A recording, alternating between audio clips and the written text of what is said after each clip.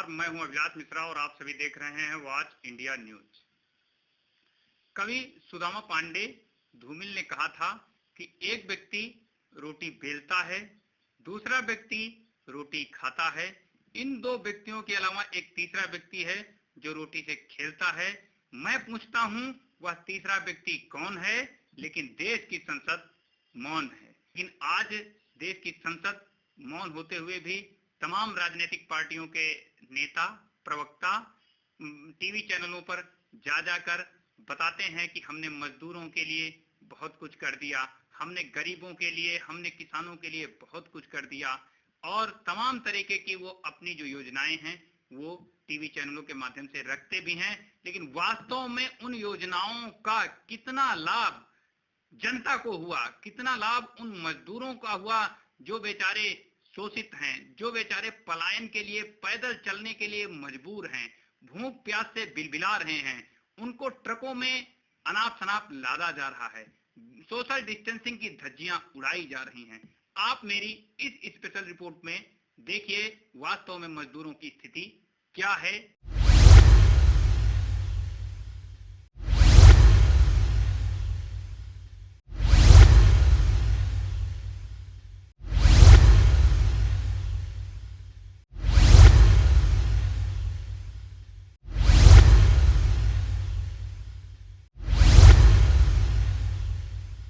देखिए ये तमाम माइग्रेंट मजदूर हैं जो कुछ भी सरकार की तरफ से कोई भी मदद नहीं, एक पाव चावल भी नहीं मिला है। अच्छा, हम लोग क्या मजबूरी रही वहाँ कंपनी में नहीं, हम लोग प्राइवेट काम करते थे, लेकिन जो वो एरिया के सरपंच थे उन लोगों ने कुछ मदद नहीं किया। हम लोग एकदम परेशान हो गए। लास्ट में हम लोग गाड़ी से निकले। नहीं, फर्नीचर का काम करते थे, किसी के अंडर में करते थे? हम लोग खुद करते थे अंडर में, ऐसा घरगुती। पैसे वैसे की व्यवस्था क्या? 40 दिन से वहाँ कैसे रुके थे? जो थोड़ा बहुत पैसे बाकी थे वही पैसे जो है हम लोग मांग के साहब लोग से खर्चा चला रहे थे। पैसा खत्म हो गया तो मजबूर। वहीं पे फर्नीचर का काम करते थे? हाँ, फर्नीचर का काम। क्या क्या बनाते थे? फर्नीचर में पूरा सेट बनाते। और कहाँ जाना है? अभी हमको वो बस्ती से होके गोरखपुर होके जाएंगे कुल्ही बाजार। कहाँ जाओगे? कुल्ही बाजार। ये कहाँ के जिले में पड़ता है? महाराजगंज जिले में। महाराजगंज जिला कुल्ही बाजार है। कितने लोग हो तुम लोग? कितने लोग? 11 लोग। 11 लोग हो? हाँ, 11 लोग। और भी लोग वहाँ जाए? अभी नहीं बता सकते। आप 11 लोग से वहाँ चल रहे हो, तो यहाँ अभी रुके थे, क्या कर रहे थे यहाँ रुके?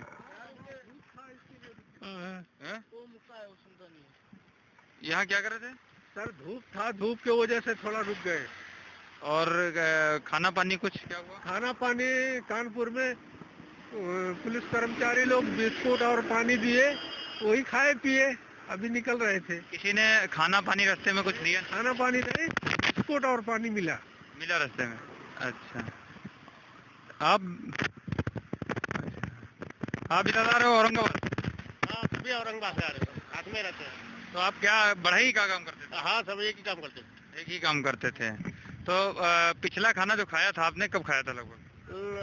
पिछला खाना वो लगभग हम लोग रात में खाए थे। अभी सुबह में तो ये अपना बिस्कुट और पानी भी नहीं कानपुर में मिला है। आज सुबह से खाना नहीं खाया? नहीं, सुबह से खाना भी नहीं। कब खाया था खाना? शनिवार को शाम को खाए थे हम लोग। शनिवार को शाम को निकले, वो घर पे जो खाए थे वही खाए थे। रास्ते में ऐसा चुट-फुट थोड़ा बिस्कुट पानी ये वो खीरा ककड़ी खा के ऐसा गुजार कर रहे हैं। अच्छा, ये गाड़ियाँ कहाँ से मिली आपको? गाड़ियाँ ये गाड़ी अपने पास थी। ये लेकर गए थे यहाँ से? नहीं, वहीं पे खरीद के वहीं पे चलाते थे आने जाने के लिए। हाँ। लोकल में काम करने के लिए? लोकल में काम करने के लिए। अच्छा, हाँ।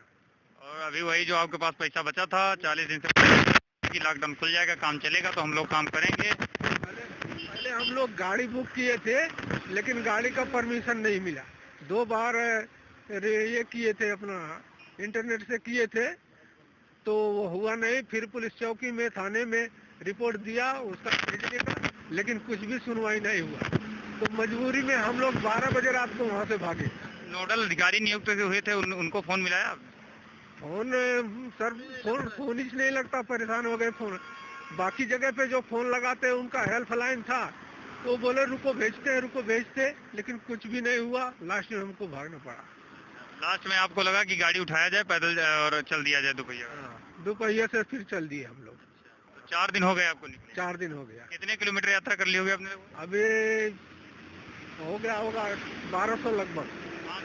1200 किलोमीटर। 1200 किलोमीटर चल चुके। अभी कितनी दूरी होगा यहाँ से? अभी यहाँ से लगभग 400 किलोमीटर। नाव में खड़े हो आप? हाँ, तो अभी हम लोग 400 किलोमीटर के आसपास। गोरखपुर से 65 किलोमीटर आगे है, सोनौली रोड पे कुल्ही बाजार। चलिए, तो इन लोगों का साफ साफ कहना है कि हमने अपनी ओर से पूरी कोशिश की, जो फॉर्म भरा जा रहा था उसको भी भरा और नोडल अधिकारियों को भी फोन मिलाया, लेकिन किसी ने हमारी कॉल उठाई नहीं। इसलिए मजबूर होकर खाने पीने के कुछ लेन नहीं था, इसलिए हम लोगों को मजबूरन वहां से अपनी जो लोकल मोटरसाइकिल चलाने के लिए रखी थी 2-3 लोग एक साथ निकलना पड़ा। चलो बैठो चलो। गाड़ी रोकेगा। ड्राइवर खाना खा लिया, हो गया, सबका खाना हो गया, सबका पेट भर गया, चलो। सरकारों द्वारा मजदूरों को अपने घरों को भेजने के लिए बसें चला दी गई हैं। श्रमिक स्पेशल ट्रेनें चल रही हैं। अब श्रमिक स्पेशल ट्रेनों के साथ साथ एसी ट्रेनों को भी चला दिया गया है, किंतु सड़कों पर मजदूरों की कतारें, मजदूरों का हुजूम कम नहीं हो रहा है। यह दृश्य NH-27 लखनऊ कानपुर के बीच के हाईवे का है। दिल्ली, मुंबई, पुणे, अहमदाबाद जैसे तमाम शहरों से मजदूर वापस उत्तर भारत के लिए पलायन को मजबूर है। उसके पास खाने को कुछ नहीं है। गरीबी, भुखमरी, गुर्बत जैसे शब्द ही उस पर शोभा दे रहे हैं। अन्य कोई तमगा इन मजदूरों पर शोभा नहीं दे रहा है। बेचारे गुर्बत का लबादा ओढ़कर अपने घर जाने का रुख कर चुके हैं। इनकी आंखों में गुस्सा है, माथे पर सिकन है। देखिए कैसे ट्रकों में मजदूरों को ठूंस ठूंस कर बिठाया गया है।